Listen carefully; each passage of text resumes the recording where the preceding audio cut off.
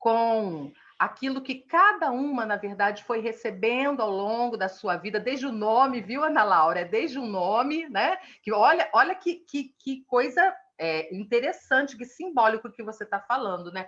Parece assim, a sua mãe, como é o nome da sua mãe? Etienne.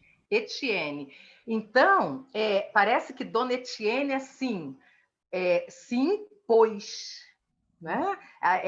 A vinda da Ana, né? E o seu nome, enfim, a sua identidade, significou para a Dona Etienne uma imposição, foi a sua colocação diante da família, diante do mundo, né? Ela já brigou, ela já, ela já na verdade, viveu uma situação em que ela precisou lutar, é verdade, uma luta, ela precisou lutar por um desejo, por aquilo que ela queria. Meu nome também foi um nome escolhido pela minha mãe. E olha, eu acho que se nós abríssemos aqui os microfones para que cada uma falasse, esse é um assunto legal, Ana Laura, para a gente discutir num outro momento sobre identidade, né? Sobre a Já nossa está identidade. anotado. Mas assim, via de regra, e aqui nós estamos num universo só de meninas, né? O papo calcinha.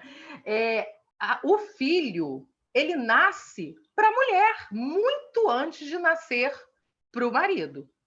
Então, as nossas mães e nós com os nossos filhos, porque acho que todas aqui, acho que já tinham se apresentado, né, falaram de são casadas, têm filhos, todas nós já tínhamos sonhado, idealizado, projetado nossos desejos, né, conscientes ou inconscientes, num filho, desde as nossas primeiras brincadeiras de casinha, as brincadeiras com o nosso boneco, com a nossa boneca.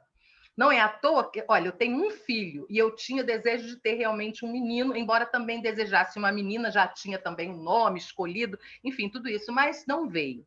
E o meu primeiro boneco foi realmente um menino, que eu coloquei o nome de Paulinho. Então, o filho já tinha nascido para mim nos meus primeiros anos de vida.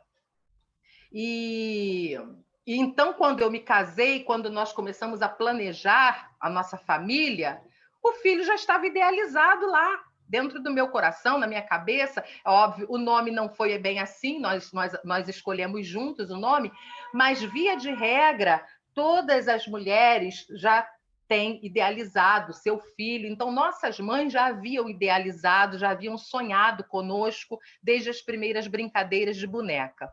Quando o marido vem, já está tudo formatado e a gente apresenta e ele assina. É mais ou menos assim, mais ou menos desse jeito. Então, a crise tem a ver com a nossa história de vida, com a nossa identidade, com as experiências agradáveis, desagradáveis, as situações mais diversas que nós já passamos. A maneira de enfrentar a crise tem a ver como sua família lidava com o conflito, com a dificuldade, famílias que são disfuncionais, ou seja, aquelas famílias que não funcionam de uma forma muito saudável, que possuem situações de alcoolismo, de violência, de briga, de separações, elas vão lidando com a crise de uma maneira diferente de uma família que é mais saudável, é uma família que funciona de uma maneira mais correta, mais saudável, vamos dizer assim, porque não tem família perfeita, né? Tem família saudável. Todos nós aqui estamos buscando isso. E então a crise tem a ver com como nós fomos educados, todos os estímulos que nós recebemos. Eu entendo que uma pessoa que, por exemplo, lidou com a frustração, ela desenvolve mais resiliência, lidou e teve uma saída positiva, né, da frustração, na falta, nas dificuldades, nas limitações. Ela vai ter uma saída muito mais produtiva, então ela vai desenvolver mais a resiliência do que aquela pessoa que não viveu essas situações. Portanto, uma crise ela é pedagógica. Uma crise ela é favorável nesse sentido, porque se eu, então, que vem a crise, eu vou vivê-la, eu certamente vou aprender ou vou sair dessa crise mais forjada, né? mais amadurecida. E o nosso perfil também. Eu poderia dizer que então, esses três elementos vão ajudar a maneira como nós percebemos a crise, como nós recebemos, como lidamos com ela, né? A nossa história de vida, a maneira como nós fomos educados a nossa própria personalidade, né? Que é essa interação aí. É muito daquilo que a gente recebe dos nossos pais, da nossa família de origem, mas a nossa interação com o meio também, com todas as experiências que temos. E aí, então, vocês, como eu, tem vivido muitas crises. Eu fiquei pensando, né? Primeiro, pensando no grupo dos Estados Unidos, embora eu sei que nós temos aqui as brasileiras, temos a missionária, né? Que está lá no Moçambique, a missionária que está lá no Panamá. É isso, Shirley? No Panamá, né? Com a Janete, isso. E então, nós temos um grupo que experimenta crises que têm a ver com esse momento da sua vida também. Né? São as circunstâncias estão nos favorecendo para que vivamos outras crises. Penso que eu não vivi essa experiência de morar fora do país, mas que você que vai para fora do país, né, numa missão, ou por escolha mesmo, né, enfim, estar numa outra cultura é um choque, né? Você vive um choque muito grande, até mesmo dentro do Brasil, aquelas que já tiveram oportunidade de estar morando em outros estados, né? Um país como o nosso, tão enorme, com tantas diferenças, vive esse choque cultural e isso, com certeza, traz crises que precisam ser vencidas, né? Trabalhadas.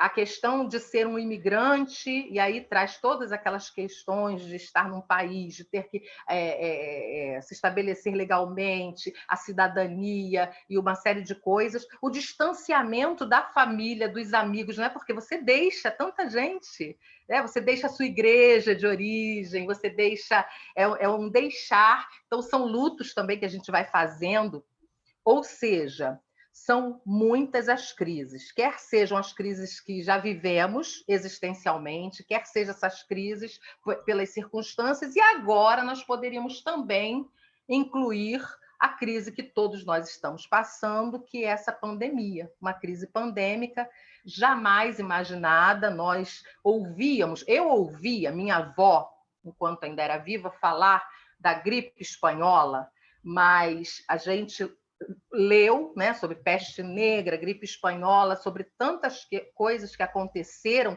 ao longo da história aí, mas a gente não viveu, é diferente. Agora é por experiência, né? Vamos lembrar até lá o que Jó fala, né? Antes eu ouvia falar, agora os meus olhos veem, agora eu vivo, né? Agora eu sei o que é isso e sei com muita legitimidade, porque talvez vocês aqui tenham perdido parentes, tenham perdido amigos, pessoas queridas. A cada dia nós estamos tendo que enfrentar o luto, e eu tenho dito que a gente nem consegue elaborar, porque é um atrás do outro, e a gente não tem tido tempo de digerir, e isso é tão importante, fazermos cada luto. Então, estamos aí diante dessa crise, de muitas crises, né? Vamos dizer assim, que vivemos de uma forma complexa, muitas crises nesse momento. Ela é uma luta, ela é uma desordem, ela vai provocar uma tensão, e aí existem pelo menos três maneiras de passarmos por elas. Eu queria que você agora até abrisse aí o microfone, compartilhasse, se você assim desejar, dá um pouquinho da sua experiência, porque é nessa troca que a gente cresce, né? Ouvindo o outro e dando essa colaboração.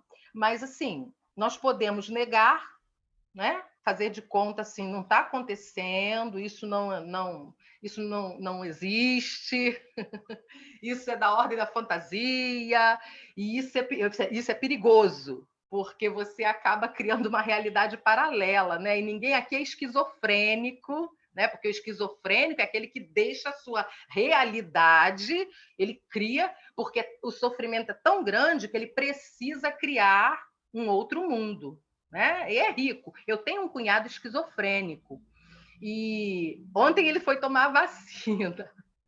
Aí é muito engraçado. E aí todo mundo, assim, na família, eu percebo que os irmãos ainda tem aquela preocupação, uma super proteção, né? Algumas coisas que, a meu ver, não havia tanta necessidade, mas é um movimento que eles fazem com o irmão. O irmão é mais velho, né?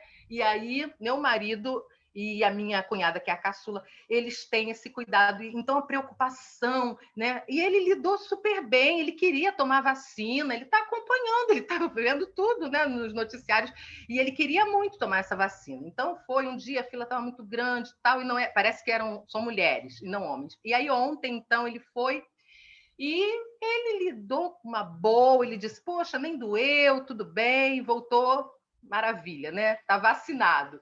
Enfim, as famílias muitas vezes não sabem bem como lidar. Claro, é uma situação nova, é uma crise que se instaura, né? Ter um paciente psiquiátrico, ter um paciente crônico, situações assim. Mas, enfim, não podemos negar. E existem. Aí eu tenho que voltar na nossa história, tenho que voltar na nossa educação. Muitas vezes nós fomos ensinados, sabe? Sabe, desde aquela situação. Olha, eu vou falar de uma coisa muito simples, boba, mas são essas experiências que vão sendo registradas na nossa memória e vão fazendo parte da nossa história. A criança cai, você caiu, você perdeu alguma coisa, você está sofrendo porque aquilo está doendo. E aí a sua mãe diz assim: não foi nada, não foi nada. Né? É tipo assim, tá, bebe aqui água, passou. Porque é muito difícil para o outro também lidar com o nosso sofrimento. Então, não quer, né, ver o nosso sofrimento, não quer ver a nossa dor. Ou também, vamos combinar, né? Choro de criança é muito ruim, né? A gente já está, na verdade, estressado com tanta coisa e a criança chorando. Mas é o choro dela, é o momento dela, é o sofrimento dela. E aí diz assim: não doeu, isso não é nada. Que besteira. Quer dizer, o seu sofrimento não pode. O que estão dizendo para você dentro da família? Olha, você não pode sofrer. Olha, aqui não tem lugar para choro. Olha, chorar é coisa para gente manhosa, para gente fraca. Olha, veja como fulano reage. E aí não se respeita a singularidade de cada pessoa. Então, quando vêm as nossas crises, sabe? Essas vozes aí, parece que elas vêm com a força, né? As vozes aí do passado, são vozes de autoridade sobre nossa vida, né? E aí, então, eu nego. Não está acontecendo nada. Tem um problema no casamento, eu nego. Não está acontecendo nada. Tem um problema vivido lá na igreja, eu nego. Não está acontecendo nada. Eu estou passando por um problema com o filho, eu nego. Tá tudo bem. Não está acontecendo nada. E crente é um grupo ou raça, né? Para poder negar a dor, negar o sofrimento. É difícil, né? Tem que ser vitorioso, não pode estar diante das limitações, das dificuldades. E aqui eu estou falando esposas de pastores, líderes, missionárias, como isso é difícil, né? Eu tenho que ser forte. Eu não sei quem disse isso, mas enfim, nós vamos assumindo essa identidade. Negar, então, não é o caminho. Vamos lá. O segundo aspecto é o enfrentamento mesmo, né? Vamos falar aqui. O problema chegou, o que eu vou fazer diante dele? Eu posso, de repente, até, né, ficar histérica, me descompensar, ou, sei lá, apresentar qualquer outro comportamento que não seja o mais adequado, mas eu estou enfrentando. Eu vou chegar lá. Eu vou me ajustar, né? Então, o melhor caminho é fazer realmente o enfrentamento. Muitas pessoas, nesse tempo agora da pandemia, viveram, num primeiro momento, assim, essa negação e depois perceberam, não, está aí um ano, as coisas estão muito patentes, então eu preciso enfrentar. E ou você nega, ou você enfrenta, ou você se acomoda, né? No sentido de eu paraliso. A crise vem e eu fico estática, catatônica mesmo, né? Então eu me desligo e as coisas estão acontecendo e eu simplesmente paralisei. Eu não vou para frente, não vou para trás, a coisa então ficou ali parada, estagnada, e esse é uma outra situação muito complicada. Então, eu queria, nesse momento, que a gente compartilhasse das crises, quer sejam as existenciais ou essas bem pontuais que a gente está vivendo. Como é que você, via de regra, enfrenta? Você consegue perceber? Você faz diferente lá da sua família de origem? Você já consegue fazer essa diferenciação? Ainda não? É difícil? E tem sucesso? Já teve sucesso? Quem quiser compartilhar.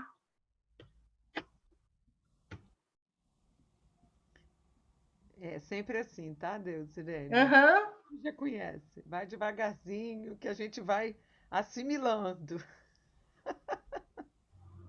Então, a começar pela situação da pandemia, né? Quem teve aí a vida completamente mudada com a sua rotina, o seu dia a dia, como foi isso? Como você conseguiu chegar? Estamos aí um ano, né? Lá, vamos pensar em março, abril do ano passado para cá.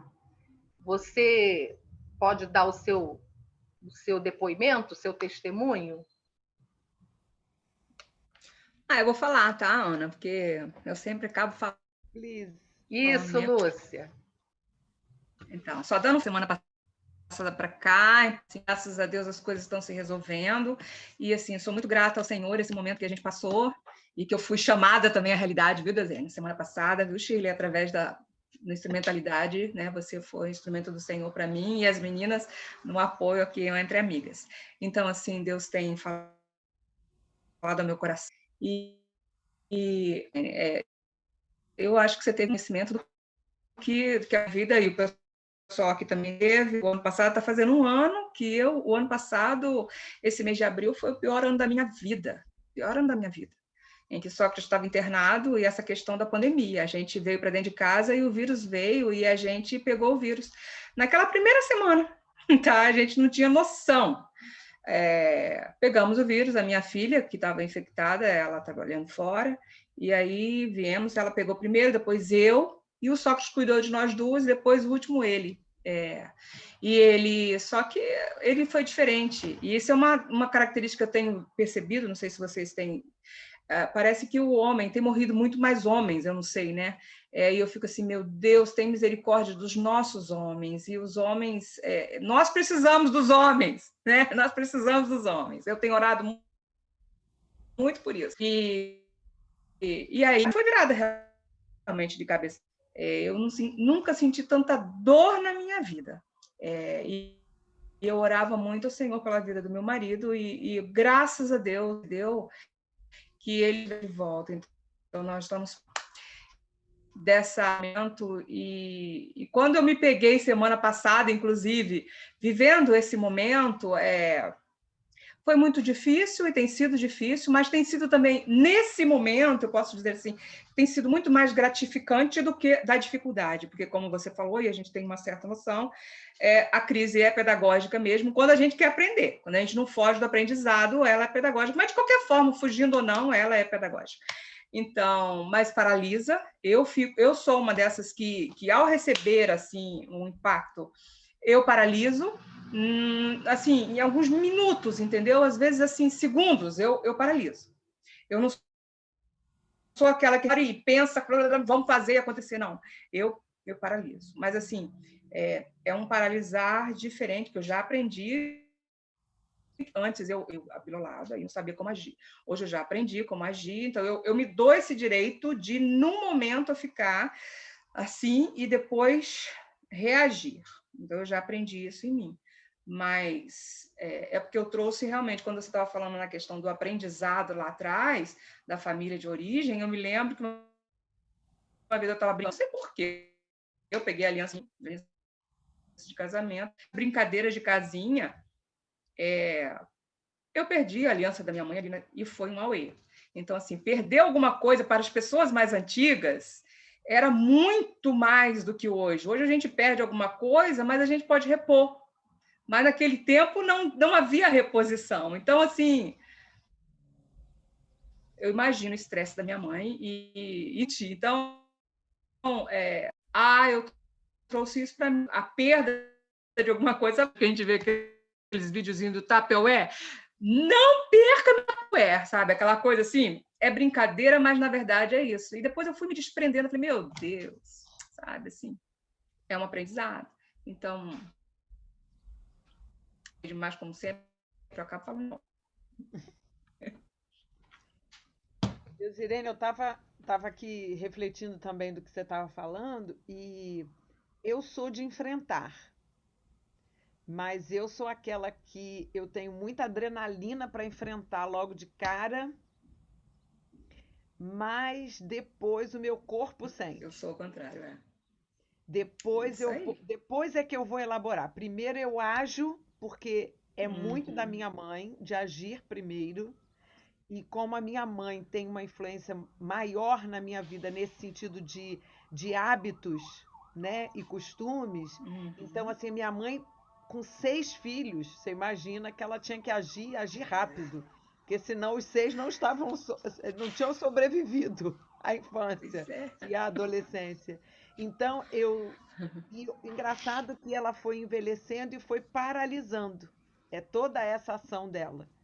Interessante isso. Hoje ela tem Alzheimer, mas bem antes do Alzheimer, quando os meus filhos eram pequenos, eu lembro do meu filho quase caindo assim na frente dela e ela paralisar.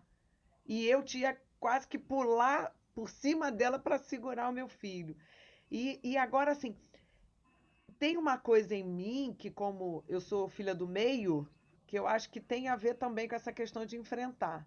Porque eu sempre tive que lutar muito para ser alguém dentro da minha casa, da minha própria casa, né? Porque eu não era nem de nenhuma ponta. Eu não era preferida em momento nenhum. Então eu também sempre tive que lutar muito. E aí vem uma coisa que eu sempre tive, que foi muita revolta. Eu sempre tenho, no meio da crise, eu tenho alguns momentos de revolta bem grandes. E às vezes eles são mais rápidos, às vezes eles demoram mais, e às vezes, hoje com a maturidade, é claro que essa revolta já se diluiu em muitas outras coisas. Mas que eu às vezes, tenho certas crises que me revoltam, literalmente. Eu também. Ana, que interessante, eu lembrei agora da Sônia, né? Uma das meninas aqui do Panamá, que é brasileira, e ela é filha do meio, e ela sempre fala algo parecido com o que você falou. E ela disse assim que ela chegava a ficar doente para ser notada, Olha sabe, aí. em casa, Uhum. porque ela nunca era vista, né? Interessante isso. Bom, eu vou falar de mim. É muito interessante esses pontos que a Deusilene colocou, né? Principalmente porque a crise é pedagógica, né? E a gente aprende mesmo, né? A lidar com elas, a passar por elas. E eu sou de uma geração de muito pouco... não se falava sobre emoções, né? O que um estava sentindo, eu não tenho memórias disso. A minha mãe falando assim, não, isso acontece mesmo, né? O que você está sentindo? Eu nunca expus as minhas emoções, né? A não ser depois que eu conhecia Jesus, né? Eu sempre digo que ele me ensinou tudo mesmo, assim, esse outro lado, né? E essa negação, né? A minha mãe nos ensinou a ser mulheres fortes, não pelo que ela falava tanto, né? Mas assim a postura. Então, e depois, né, que eu vim a conhecer esse outro lado, eu me permito muito mais hoje passar pelas situações, né? Eu lembro até hoje que a minha mãe dizia, Minha mãe me ensinou a como ter um filho, né? Aquele filho assim, que você tem ali sem fazer nenhum barulho, entendeu? No dente ali. E eu lembro disso no parto da Maria, que foi parto natural, que eu falei para a enfermeira assim, a hora que a dor vir, eu posso apertar o seu braço? Né? Ela me disse, pode. Então, a dor vinha, eu apertava, né? Apesar de ela ter nascido rapidinho, graças a Deus. Mas, assim, eu sempre fui acostumada a engolir aquela dor, né? A guardar ela ali, né? E no decorrer, né? Eu fui vendo que aquele referencial, é isso que eu gosto muito de dizer isso, que às vezes a gente cresce com um referencial e a gente precisa entender que nós, nascidas de novo, nós temos outro. Meu referencial mudou. Meu referencial é aquele que lá na cruz falou, Deus, Pai, se possível, passa de mim esse cálice. Né? Então, eu trabalho bastante isso na minha vida, porque lá no fundo eu sou muito parecida com a Ana. Com a Ana não, com a Lúcia. Eu me bloqueio diante de uma crise.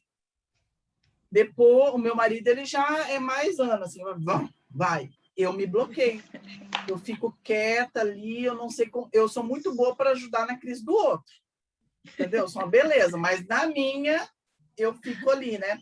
Mas eu acredito nesse processo pedagógico, eu já melhorei muito. E eu noto, eu percebo esses avanços na minha caminhada. Legal. Mais alguém? Obrigada, viu, por terem compartilhado. Como é rico, viram? Ouviram? É maravilhoso, realmente, ouvir um pouco. Fala, Meire. Ela estava estranhando. Estava estranhando, né?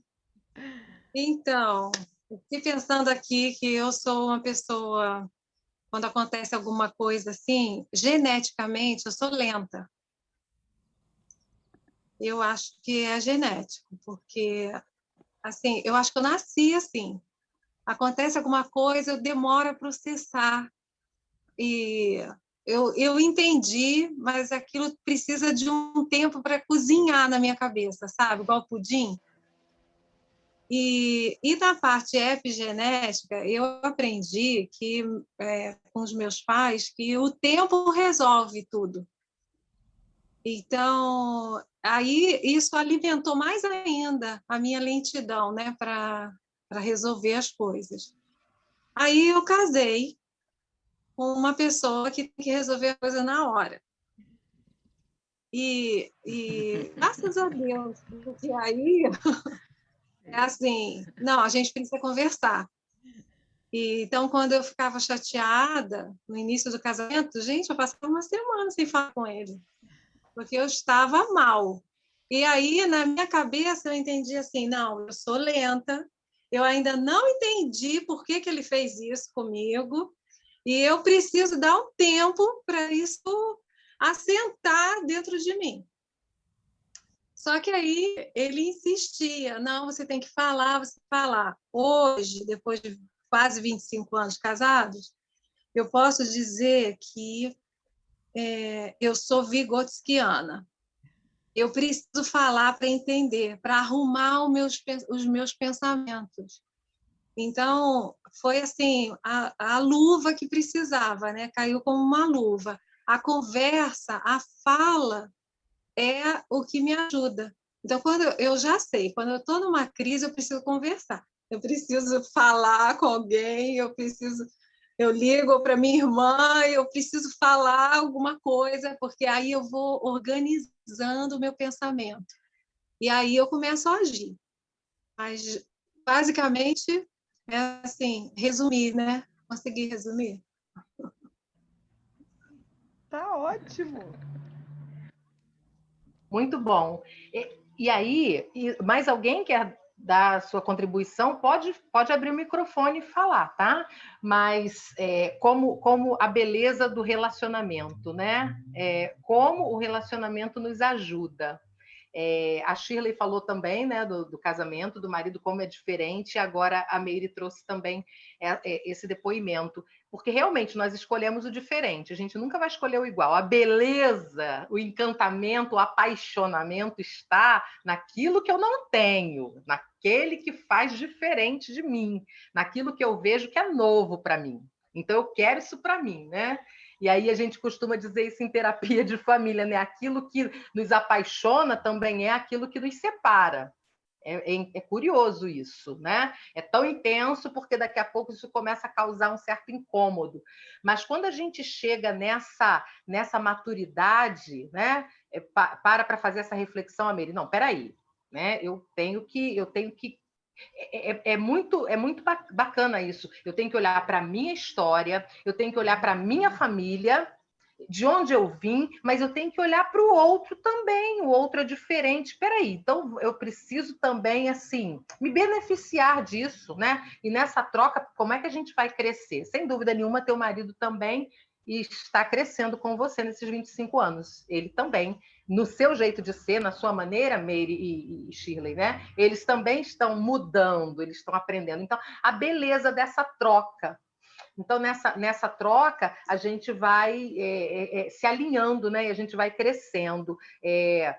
Vamos agir como agimos, diante daquilo que a gente já falou, faz parte da nossa personalidade, da nossa história e tal, mas a gente tem que olhar para o outro, esse com quem a gente convive, os que são íntimos, os que estão lá dentro da nossa casa, e perceber que eles não são o nosso prolongamento. No caso, por exemplo, os filhos, né? Eles são diferentes, eles não são nosso prolongamento.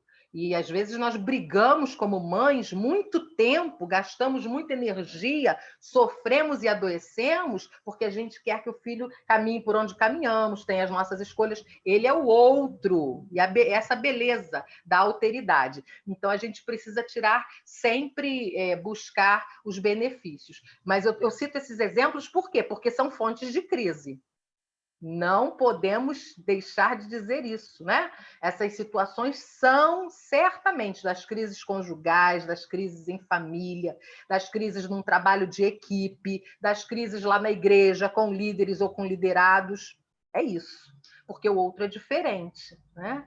E aí a gente começa a falar então da resiliência, né? Que é uma expressão bastante conhecida hoje, né? Meu filho, antes de sair, saiu agora com o pai e falou assim: mãe, que live é essa?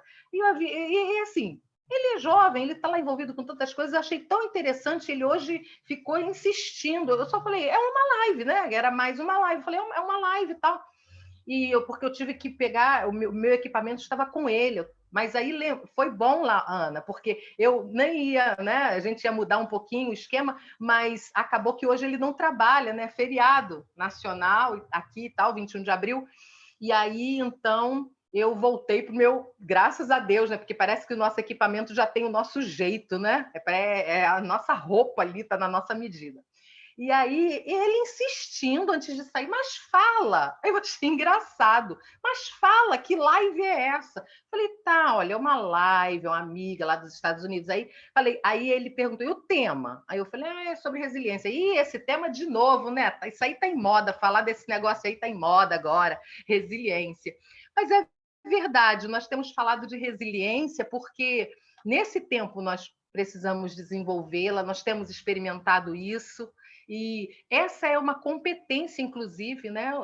Os livros de administração, os de psicologia, os que falam de empreendedorismo, de negócios, enfim, falam sempre que a pessoa precisa desenvolver resiliência.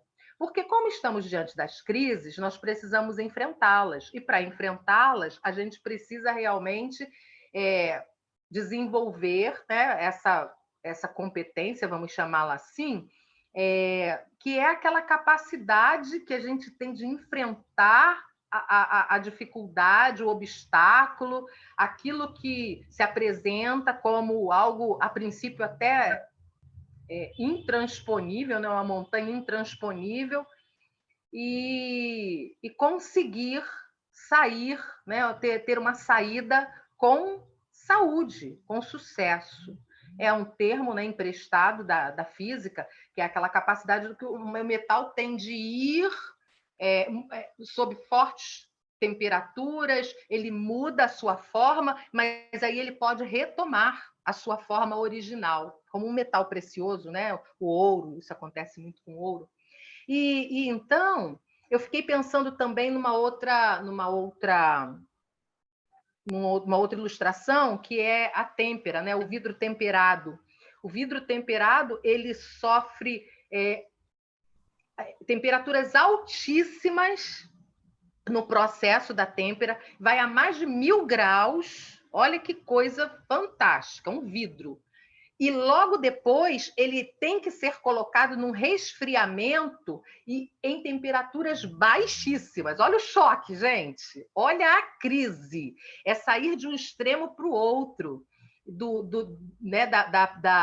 Do fogo, da temperatura alta para uma temperatura baixíssima, para o gelo, e aí então ele consegue essa característica, né, de se tornar um vidro temperado. Ele foi lá, foi cá, e aí ele então hoje ele é resistente.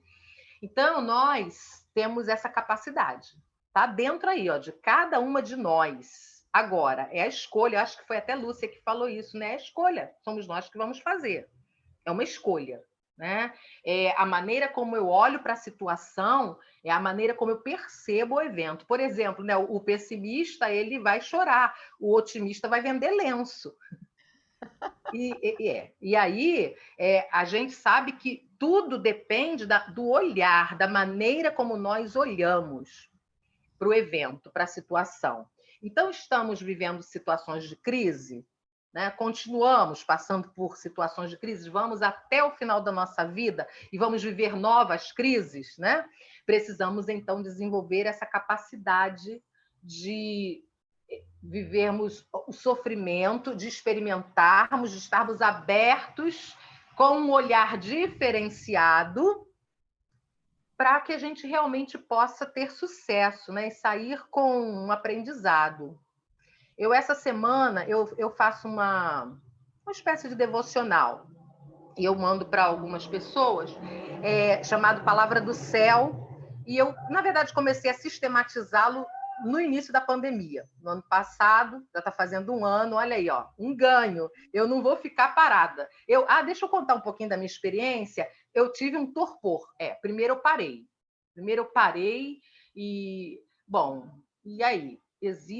Eu não neguei em momento nenhum que aquilo ia ser um problema, eu fui muito realista, eu imaginei realmente algo que ia se estender, eu falei, esse negócio vai ser complicado, vai ser difícil. Comecei a me assustar com esses exemplos de pessoas que começaram a adoecer e que viveram situações como a do pastor Sócrates mesmo, da noite para o dia a pessoa piora, como é isso, e morre, muitas pessoas. E aí a gente teve que mudar a forma de vida, né? Quer seja em casa, na igreja, no trabalho. Eu comecei a fazer atendimento online, me rendi ao atendimento online, era alguma coisa que eu não fazia, já tinha feito alguns atendimentos e tal, mas situações pontuais, por necessidade. E então a gente começa a perceber que a gente tem que sair desse lugar, e a resiliência vai nos fazer olhar para aquilo como um dado de realidade e, tendo uma sanidade, guardando uma certa sanidade, olhar para aquilo, peraí, respirar e entender que eu vou sair. É ter esperança também. Quando a gente traz isso para a realidade da nossa vida, da nossa nova vida, como Shirley colocou muito bem, das novas referências que nós temos, aí a gente começa a pensar que a gente tem um Deus e que ele é fonte de toda esperança, que nós temos que desenvolver fé, temos que ter perseverança. E aí, então, eu acho que foi na Palavra do Céu dessa semana, não sei se foi anteontem, eu cito a experiência, é uma parábola, né? A parábola dos 2 fundamentos. Eu gostaria só de compartilhar e abrir novamente, que eu queria ouvir vocês. O quanto vocês, na experiência de vocês, vocês têm percebido que vocês hoje são mais resilientes? Vocês conseguem passar pelas situações, né, com mais saúde, né? Conseguem obter resultados melhores do que antes? Porque a gente vai sempre pensando numa escala progressiva, né? A gente está crescendo. É a parábola dos 2 fundamentos, e eu pensei que estava aqui em Mateus 8. Está no Mateus 7. Finalzinho de Mateus 7, no Evangelho de Mateus, versículos 24 a 28. Aquele que ouve as minhas palavras e as pratica é como um homem prudente. Construiu sua casa sobre a rocha. Caiu chuva, transbordaram rios, sopraram ventos, deram contra aquela casa e ela não caiu, porque tinha seus alicerces na rocha. Mas quem ouve as palavras e não pratica é como um insensato que construiu a casa sobre a areia. Caiu a chuva, transbordaram os rios, sopraram os ventos, deram contra aquela casa e ela caiu, e foi grande a sua queda. Vamos pedir licença aqui, né? A hermenêutica, a exegese do texto, mas eu quero usar a parábola, porque a parábola é, né, uma figura utilizada na pedagogia, tal, uma ilustração, para a gente trazer para essa realidade sobre a tempestade, a chuva, quando cai sobre as nossas vidas, né? Ela é muito democrática, porque ela caiu aí sobre a casa de todo mundo. Ela cai, né, aqui, cai lá no Panamá, nos Estados Unidos, cai aonde você estiver. O sofrimento vem sobre todos. Não há credo, não há cor, não há, enfim, lugar, né, distância geográfica.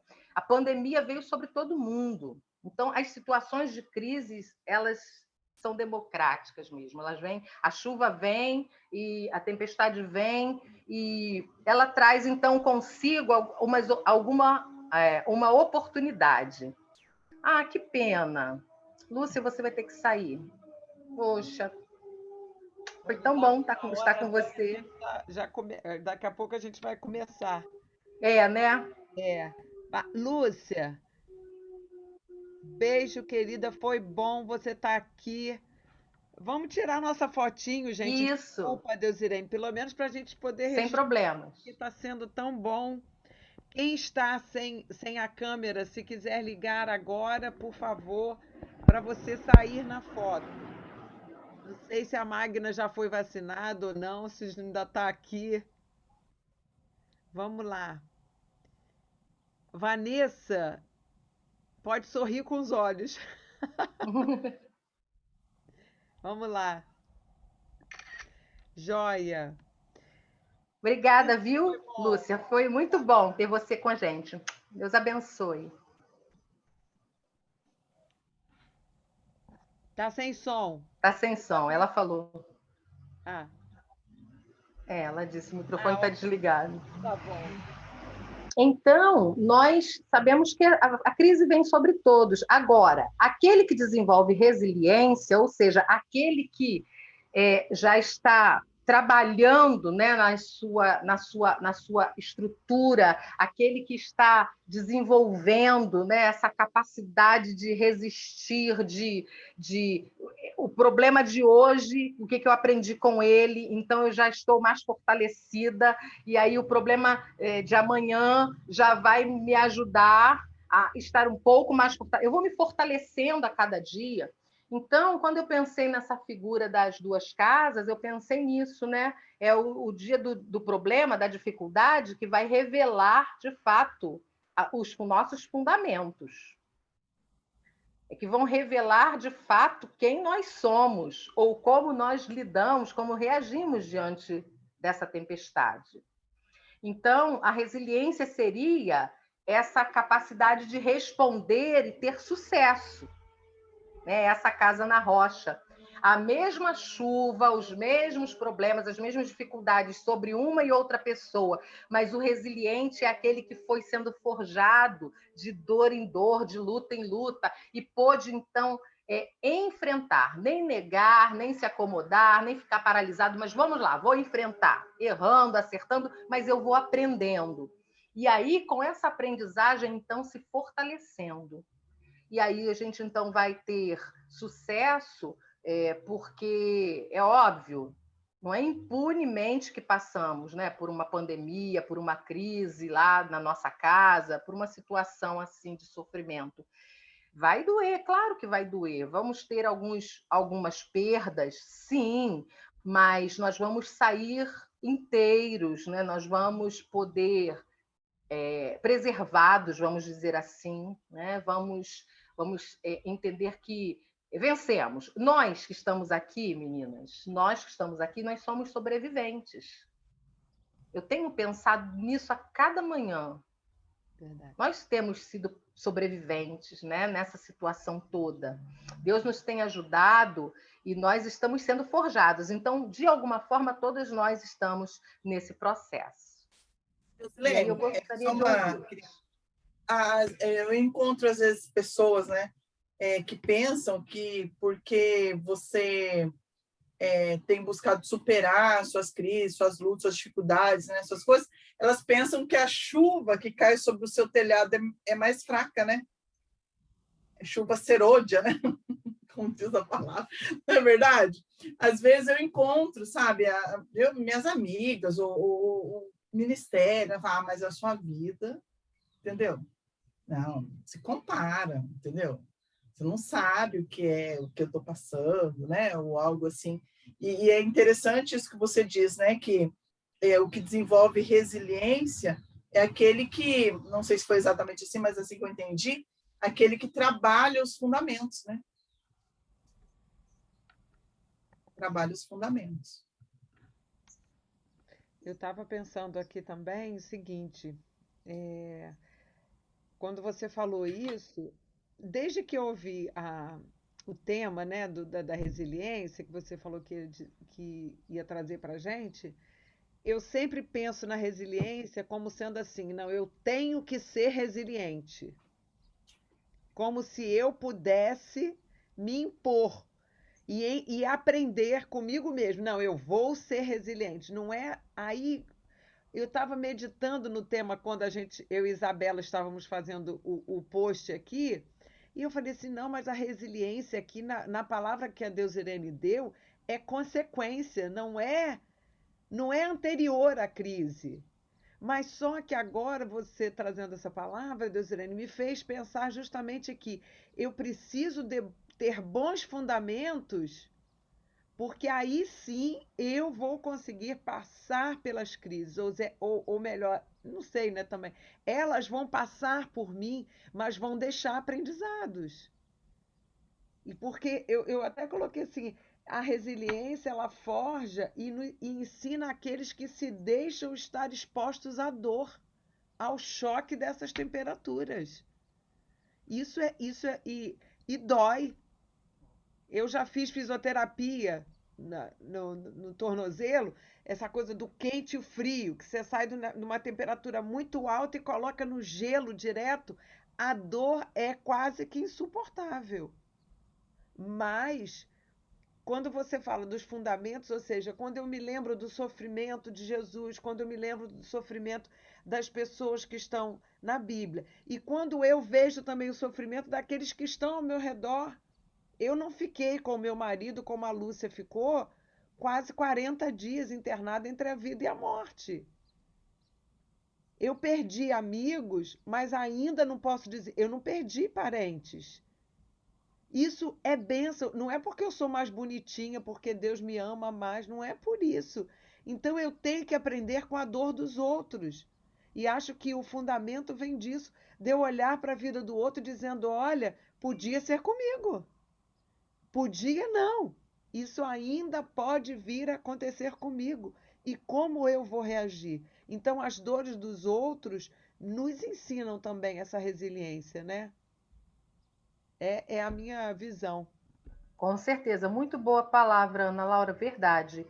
Então, nesse tempo agora da pandemia, se eu não estou conseguindo compreender isso, porque, por exemplo, é algo muito. Essa doença ela é sistêmica. Eu tenho que me proteger. Não, peraí, eu coloco a máscara porque eu estou protegendo o outro. Ninguém sabe quem está contaminado. Olha que loucura, gente. Você pode estar contaminado e você não sabe.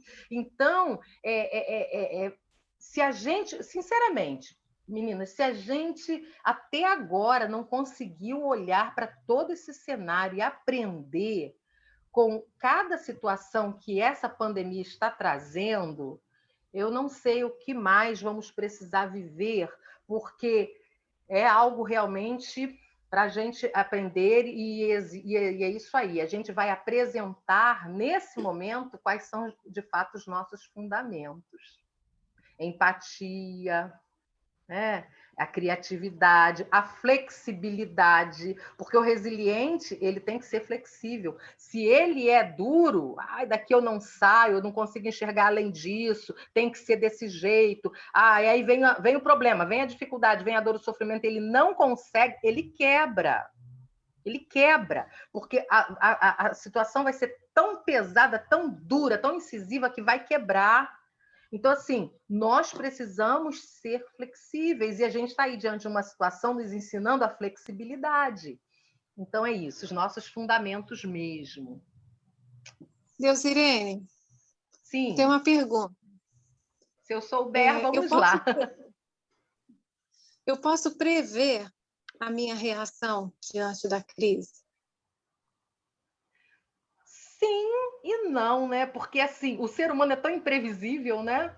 Agora, talvez assim, você tenha um nível de autoconhecimento, né? Tão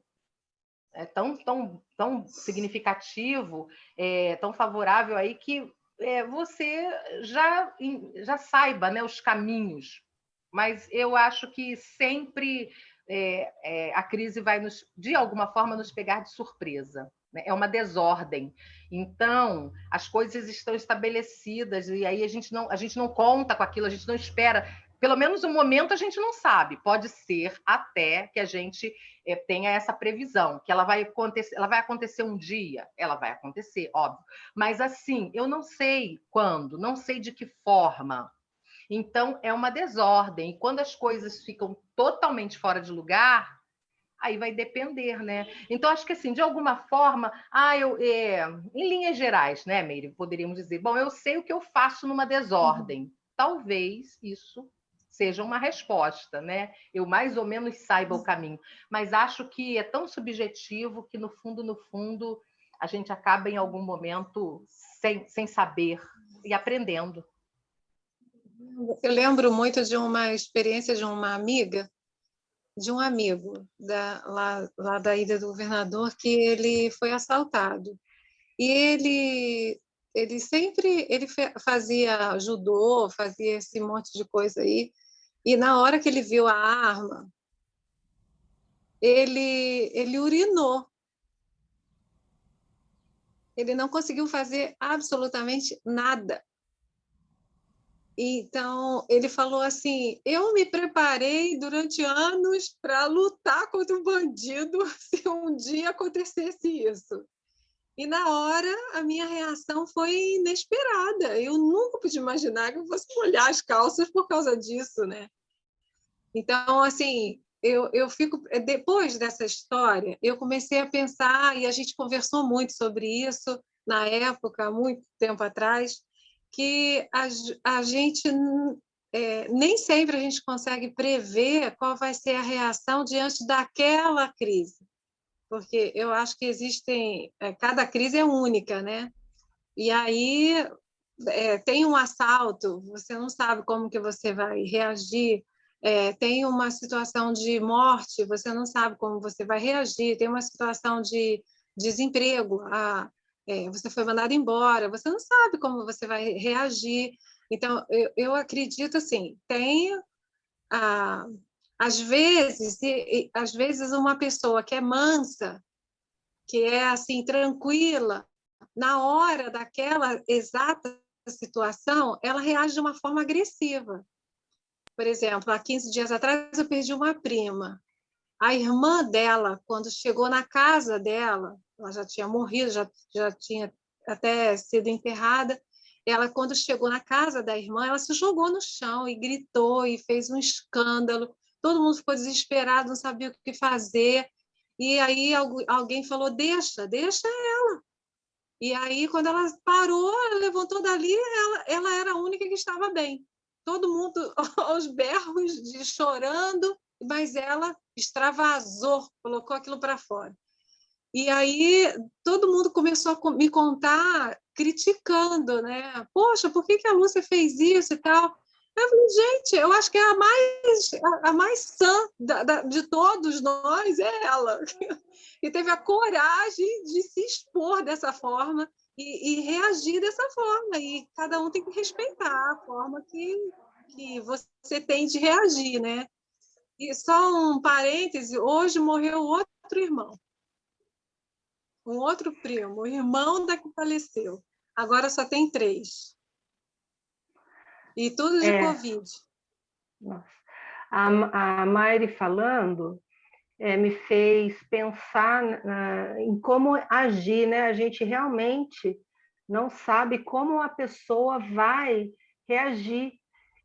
O meu pai faleceu faz 5 anos, o meu irmão vai fazer 3 anos agora, o mês que vem, e a minha reação, eu me surpreendi, porque eu achei que eu ia ficar desesperada, mas eu fiquei muito tranquila, né? E isso, para mim, eu acho que foi um baque para mim. A minha reação foi um baque para mim mesma. Eu achei, nossa, mas como você é fria nessa situação, né? E eu me cobrei em relação a isso, dessa frieza. Mas não, depois eu parei para pensar e eu vi assim, não era uma frieza, era uma situação que eu tinha que me manter forte, né? Para poder confortar a minha mãe, o meu sobrinho, né? E quem vai me confortar? Depois eu parava e pensava, né? Mas eu vi que Deus foi me confortando, porque a reação, você nem chorou, eu chorei, eu não fiz igual essa sua parente ou amiga, não me recordo se é parente ou amiga, que se jogou no chão, né? Mas eu tive o meu momento, aquele momento que eu parei, chorei, né? Mas não foi nada assim, nossa, quando criança, né? Quando a minha avó morreu, que minha mãe chorou, minhas tias todas choraram, quero ir junto, e eu como criança falava assim, gente, empurra todo esse povo na cova e manda todo mundo junto, né? Porque eu achava assim muito, e quando veio a minha vez, o meu pai faleceu, eu não tive uma reação assim, eu falei, nossa, Sueli, como você não pode, tem que ter uma reação diferente. Mas essa é a minha reação. Eu também tinha o consolo que nós, como cristãos, sabemos que a nossa casa não é aqui, né? Que ela é lá, que Deus vai estar a gente vai se encontrar lá com Deus. Então, eles estão partindo desse lugar para um lugar melhor. Tá certo que a gente não quer ir agora, né? A gente tem tantos planos, mas a gente vê isso, que a gente sabe que Deus está no controle e que Deus vai dar esse conforto, e Ele está vendo como você está reagindo. Ele vê o teu pranto, né? Não é aquela coisa escandalosa, mas você tem aquele seu momento. Mas é muito assim, no começo eu me cobrei por essa reação, né?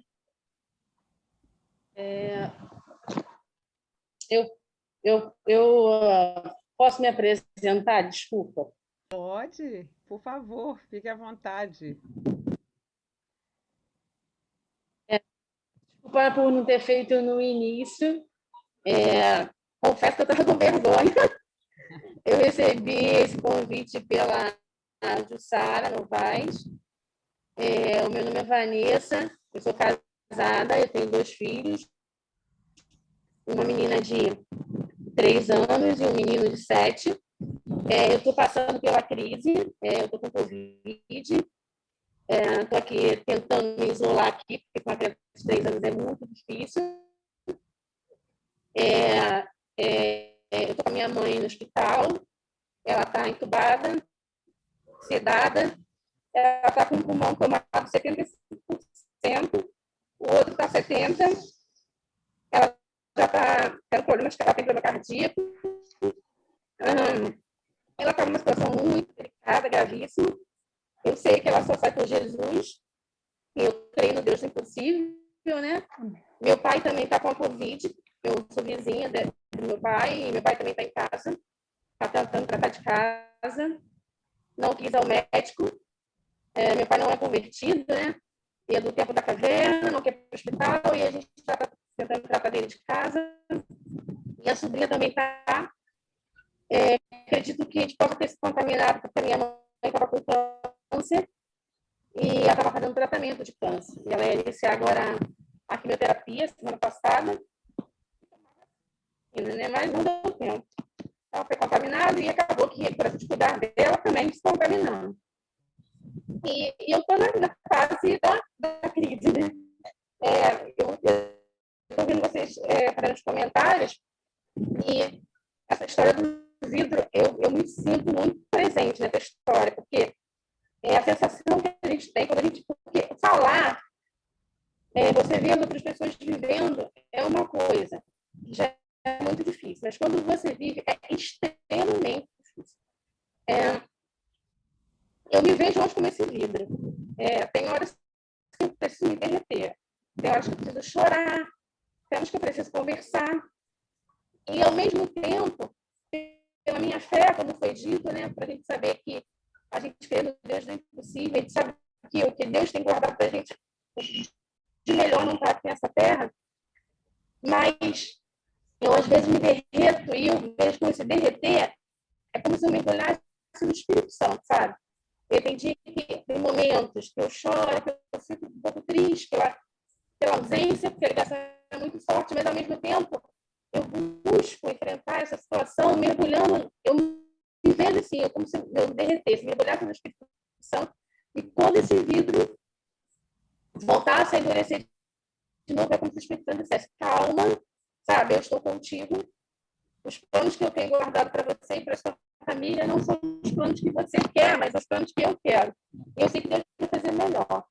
Agora, eu confesso para vocês que é um momento de crise muito difícil. Eu sei que cada um enfrenta de uma forma, passa por uma forma, mas eu acho que a fé que eu tenho, né? Eu sou da igreja da Jussara, da igreja Barão, mas a fé que eu tenho em Cristo, né? E as minhas convicções no que Deus tem guardado para a gente, me faz ter essa busca, sabe? De enfrentar, não deixar de chorar, de sofrer. Porque às vezes algumas amigas falam, não chora, você tem que ter fé, você é cristão, como se a gente não pudesse chorar, como se a gente não pudesse sofrer, como se a gente não pudesse colocar isso para fora. Porque se eu não coloco isso para fora, eu vou adoecer. Né? Porque a pressão que dá dentro da gente é muito grande. Então, assim, é um momento de crise que eu estou passando, que a minha família está passando, extremamente difícil, porque minha mãe é tudo que eu tenho para mim, é uma ligação muito forte, é mais do que mãe, é amiga, é confidente, é tudo. E eu estou conseguindo enfrentar como vidro. Eu derreto, eu sofro, mas eu mergulho no Espírito Santo, eu peço para o Espírito Santo toda a força, começo a me lembrar de tudo que a minha mãe conversava, de tudo que ela me ensinou sobre Cristo, reflito e penso que a vida continua, que vai continuar, independente do que Deus escolha para ela, do que ela escolha para a gente. Então, eu só queria compartilhar e desabafar isso com vocês. Eu vou agradecer até a Jussara pelo convite, porque às vezes eu estou aqui isolada, a gente tem essa necessidade de conversar, de falar. Então, eu só queria pedir também que vocês orassem, né, por mim, pela minha família, e vamos seguindo, né? Derretendo e endurecendo, na certeza de que o Espírito Santo de Deus está conosco, né? Nos ajudando. Vanessa, muito obrigada por você poder nos ensinar no meio da crise. Porque não é fácil o que você está passando. A Lúcia, que estava aqui, né, conosco, ela passou muitas vezes isso, por esse momento de medo. E, e é tão lindo quanto você fala que quando você se derrete na presença do Espírito Santo, ele volta a te fortalecer. Então, assim, isso é um ensinamento para nós e obrigada por dividir essa sua dor, que agora passa a ser nossa também, viu? Você já vai fazer parte das nossas orações. Como é que é o nome da sua mãe, Vanessa? É Glória Iacira Fernandes de Menezes. E o seu pai?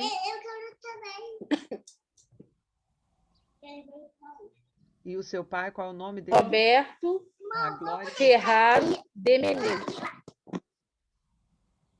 Roberto Já Ferraro de Menezes. nós vamos estar orando por eles, viu?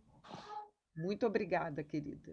Obrigada mesmo. Que Deus te abençoe e te ajude nesse momento. Obrigada. A gente vai orar depois, quando a gente estiver encerrando aqui, a gente vai orar por você, tá? Deus Irene, querida. Amém, obrigada. Uma coisa. Vanessa, Deus tem os seus propósitos, né? É a primeira vez que você está no Entre Amigas? Você foi convidada pela Jussara, né? Primeira vez, então. Eu não sei ainda Primeira quanto vez. tempo. Isso, quanto tempo você vai ficar aí no distanciamento, mas você tem essa oportunidade agora de estar junto a estas amigas, né, que estamos conhecendo você hoje pela primeira vez. E como a Ana falou, né, nós vamos estar orando, e esse é um dos objetivos, né, deste grupo. Então, você não está sozinha, né, na sua dor. Nós estamos aqui juntos e estamos sentindo, né, toda essa sua limitação, essa sua dificuldade, né, tendo que ficar aí longe dos filhinhos, com essa preocupação com a sua mãe, né, com a sua família. E isso só é uma prova, Vanessa e grupo, né, daquilo que nesse tempo a pandemia tem nos feito experimentar, né? São tantas estas histórias, como Meire, com outro luto, nós vamos orar por ela também, nessa família, um outro luto em tão pouco tempo. Então é um tempo de muita dor, muito sofrimento. E são nestes dias que vamos revelando os nossos fundamentos. E são nesses dias que vamos desenvolvendo a resiliência. Eu vou terminar, né? Eu lembrei do Viktor Frankl, que é um autor, né, fundador da logoterapia. Ele tem um livrinho chamado Presença Ignorada de Deus, da editora Vozes. E é fantástico que ele coloca. Ele começou então ali a perceber como pode, diante de uma experiência que foi o horror do nazismo, porque ele estava ali sofrendo, né, no campo de concentração. Então, assim, como pode algumas pessoas reagirem de uma forma e outras de outra forma? E nós sabemos que os judeus é um grupo, uma nação que desenvolveu resiliência por conta desse tempo negro na história difícil, né, que foi o nazismo. Então, o momento da dor, do sofrimento, é difícil, é tão sofrido, mas nós precisamos ter essa expectativa e essa esperança, né? Vai passar. Porque tudo passa, né? O dia que é bom, ele passa. O dia que é mal também passa. Tudo isso passa. E a questão é como passamos, como saímos. Como nós estamos depois dessa experiência, desse evento. Que então Deus nos abençoe. Eu quero agradecer mais uma vez a oportunidade, vou devolver agora para a Ana Laura. De fato, foi muito bom estar aqui, vendo vocês, conhecendo, e espero poder até participar mesmo, estar aqui. Eu participo de rodas de leitura, esse momento tem sido disso, né? É live, é roda de leitura, é café com amiga, assim. Mas, assim, se não participar, é pelo fato mesmo da minha atividade profissional, de estar atendendo, então fica difícil. Mas eu agradeço, tá? Minha palavra de gratidão a Deus por proporcionar esse tempo de estar aqui. Sou uma sobrevivente e poder estar compartilhando com vocês. Um beijo no coração de todas. Deus Irene, mais uma vez eu que te agradeço, porque foi mais um momento muito rico, né? Um momento de consolo. É um momento que Deus nos consola, que Deus nos conforta. Como você falou, as crises são democráticas. E Deus é o mesmo Deus, né? Que não muda, mesmo diante das crises. Pelo contrário, quantas vezes nós descobrimos uma outra face de Deus no momento da crise. Então, nós temos pessoas aqui, Vanessa, nesse grupo, a Rita ficou internada também com a Covid logo no início e sobreviveu. Então, somos sobreviventes mesmo. Então, eu tive Covid também. Então, quantas aqui? E a gente pode dizer que não é privilégio passar pela Covid. É graça, que a gente vive pela graça dia após dia. Então, Meire, que o Senhor te console, minha querida, que o Senhor conduza a vida da sua família, console cada um.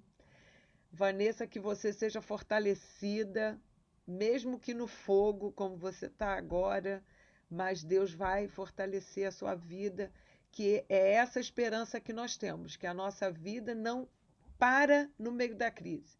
Como a Deusirene falou agora, ela vai se estender. A crise vai passar, o momento ruim passa, o momento bom também. Se a gente lembrar disso a cada dia, Deus nos fortalece.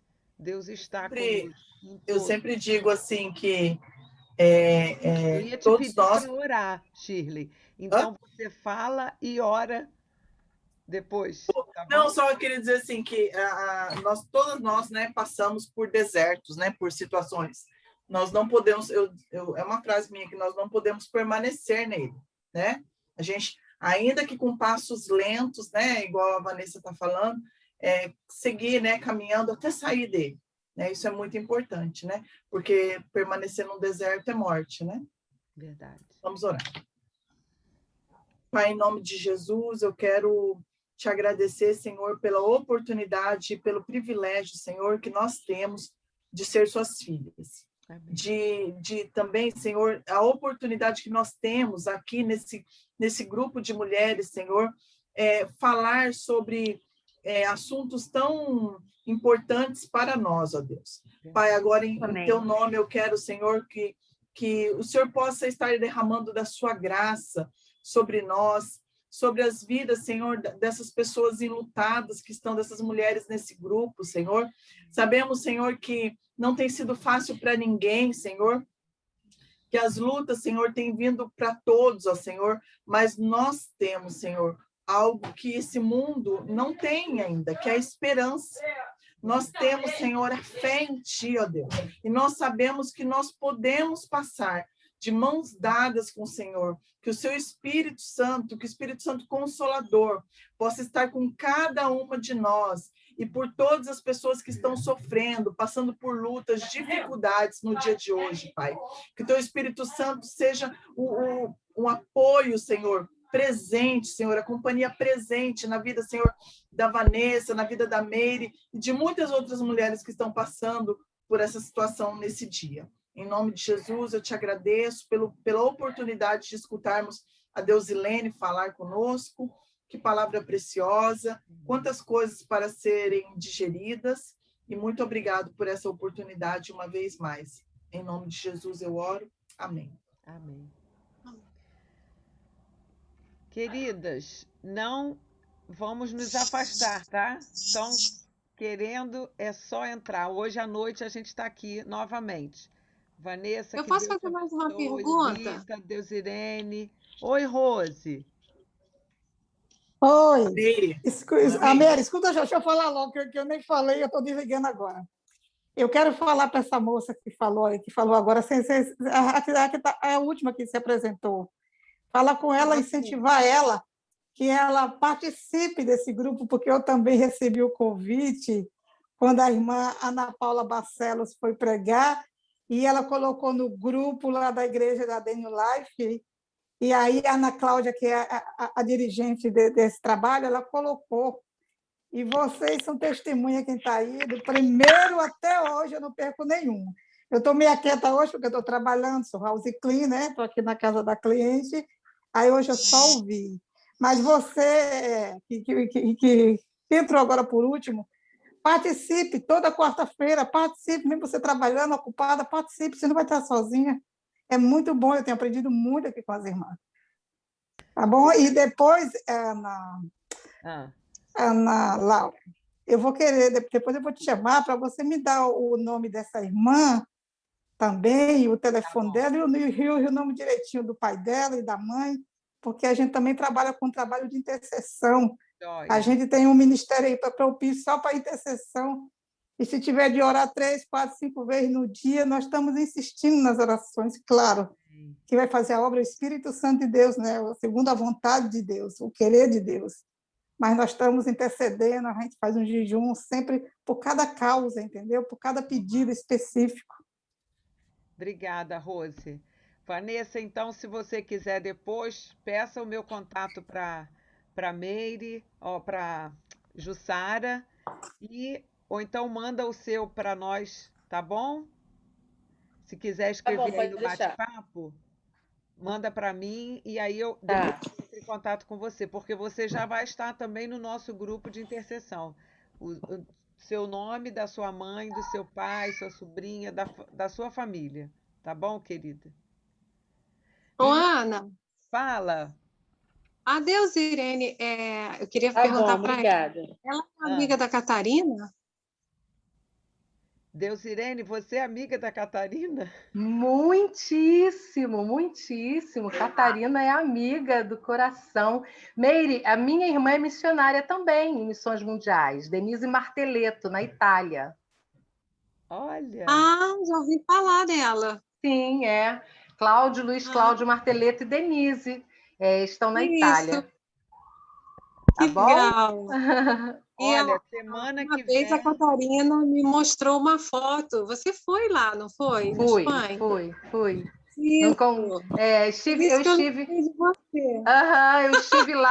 Eu estive lá quando eles estavam em Sevilha, num congresso de mulheres, isso mesmo. 2015. Isso aí. E minha mãe foram meus padrinhos de casamento.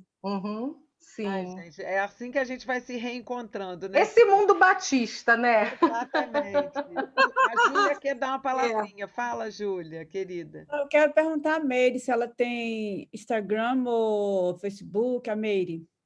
Meire Rangel. Tem o Face e tem o Instagram, mas eu não abro. Sinceridade é tudo nessa vida, gente. Para que você tem, Meire? Hã? Para que você tem, então? Para ver os outros. Fazer esse trem. Por isso. Ai, você é demais. Mas olha, semana gente, que vem... Eu não tenho tempo. É muita coisa e as redes sociais, ainda mais agora, nesse tempo de pandemia, está pior ainda, né? Então, é muito culto que eu tenho que assistir, de verdade.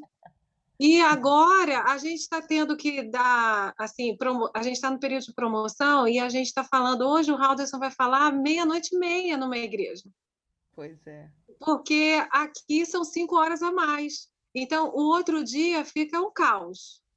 Aí, tem dia que a gente vive